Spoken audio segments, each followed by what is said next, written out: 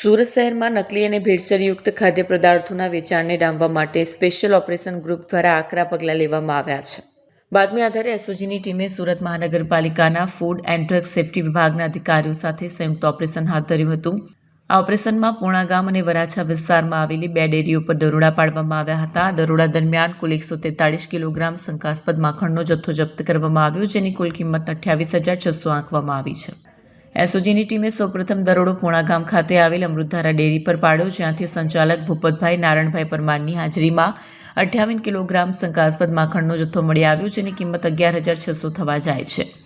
આ કાર્યવાહી બાદ બીજો દરોડો વરાછા વિસ્તારમાં જનતાનગર પાસે આવેલ જનતા ડેરી પર પાડવામાં આવ્યો. જનતા ડેરીના માલિક સંચાલક ઘનશ્યામભાઈ જયરામભાઈ દુધાતની હાજરીમાં 85 કિલોગ્રામ શંકાસ્પદ માખણ જપ્ત કરવામાં આવ્યું, જેની કિંમત 17,000 જેટલી થાય છે.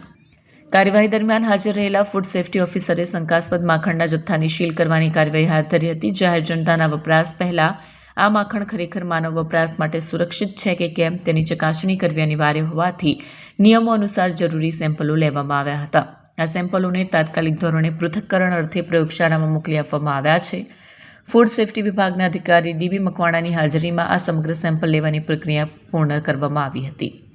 જો લેબોરેટરી રિપોર્ટમાં આ માખણ ભેળસેળયુક્ત હોવાનું કે અખાદ્ય હોવાનું સાબિત થશે તો બંને ડેરીના સંચાલકો માલિકો વિરુદ્ધ કાયદાકીય જોગવાઈઓ હેઠળ સખત કાર્યવાહી હાથ ધરવામાં આવશે.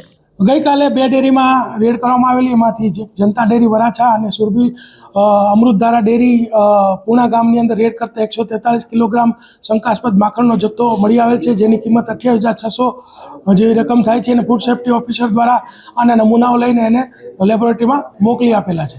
કઈ રીતે કાર્યવાહી થશે? નમૂના પહેલા આવે તો અગાઉ આપણે સુરભી ડેરી વિરુદ્ધમાં પણ ગુનો દાખલ કરેલા, સંચાલક વિરુદ્ધમાં આ લોકો વિરુદ્ધમાં પણ ગુનાઓ દાખલ કરવામાં આવશે અને એ લોકોની ઉપર સખતમાં સખત પગલાં લેવામાં આવશે. જે રીતે અલગ અગાઉ લોકોને વરઘોડા કાઢ્યા હતા, આપણને દાખલારૂપ કાર્યવાહી થઈ છે, આમાં પણ થઈ શકે છે? 100% દાખલારૂપ કાર્યવાહી થશે. સર, જે રીતે પનીરના જથ્થો પકડાયો હતો, માખણનો પકડાયો, શું ભેળસેળ શું થાય છે?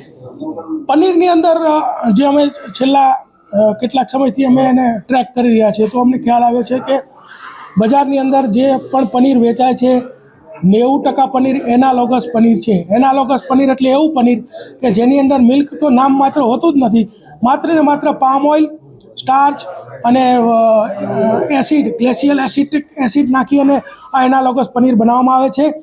FSSAI દ્વારા એનાલોગસ પનીરની મંજૂરી આપેલ છે, પરંતુ એના સ્ટ્રિક્ટ રૂલ્સ છે કે એનાલોગસ પનીર 500 ગ્રામથી નીચેના પેકેટમાં વેચી ન શકાય, લૂઝ ન વેચી શકાય અને બ્રાન્ડેડ પેકેટમાં જ વેચવું જોઈએ. પરંતુ મોટાભાગના લોકો અત્યારે જે પનીર બનાવે છે એનાલોગસ પનીર બનાવી અને જે કેટરિંગ સાથે વ્યવસાય સાથે જોડાયેલા લોકો છે એ તમામ એનાલોગસ પનીર જ વાપરે છે. આ પનીરનું ઉત્પાદન 70 રૂપિયામાં થાય છે અને એને 180થી લઈને 250 સુધીના ભાવમાં વેચવામાં આવે છે. એટલે આવું કેટરિંગના વ્યવસાય સાથે સંકળાયેલા લોકો ચેતી જજો, આવું પનીર મળશે તો તમારા ઉપર ખૂબ જ કડક કાર્યવાહી કરવામાં આવશે. અને જો આવું પનીર ખાઈને કોઈની તબિયત લથડશે તો ખૂબ જ ગંભીર પ્રકારનો ગુનો દાખલ કરવામાં આવશે, જો એ વ્યક્તિ ફરિયાદ આપશે તો. સર, અત્યારે જે માખણનું જે પકડાયું છે એમાં કઈ રીતે ભેળસેળ સામે આવી છે?